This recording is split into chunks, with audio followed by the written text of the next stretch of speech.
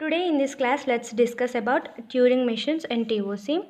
So, though we are having finite automata and pushdown automata, then why we are choosing this Turing machines? I will be telling the basic difference between these three. Like finite automata, it is having just limited amount of memory. So this pushdown automata is finite automata plus a stack is pushdown automata, and here both these automatas are having limited amount of memory. So we are shifting to Turing machines because this Turing machine is having some infinite length of tape which can store any length of strings. So that is a basic difference. Memory is the basic difference between these three. Finite automata, just it has some limited space. Finite automata along with a stack is pushdown automata, and Turing machine is having some infinite length tape. So let's discuss the main points. Turing machine was invented by Alan Turing in 1936, and as I said, it has a tape of infinite length where you can perform both read and write operations. So both read and write operations are allowed in Turing machine.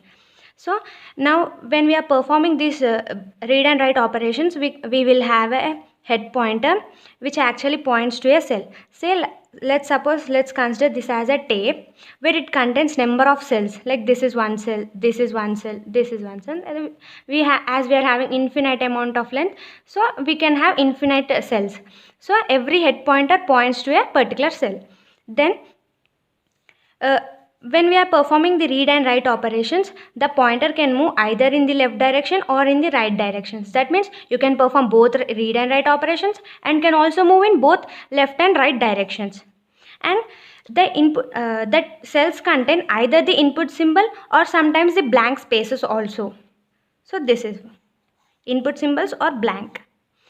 So now the Turing machine is actually expressed as a 7-tuple, where I'm considering the name as M for Turing machine, that M is equals to Q sigma T delta Q naught B and F, where Q is the finite set of states, sigma is the input symbols used, and this T is the symbols which are allowed on the tape. That means what all the symbols which you are going to use on this particular tape are represented under the name T.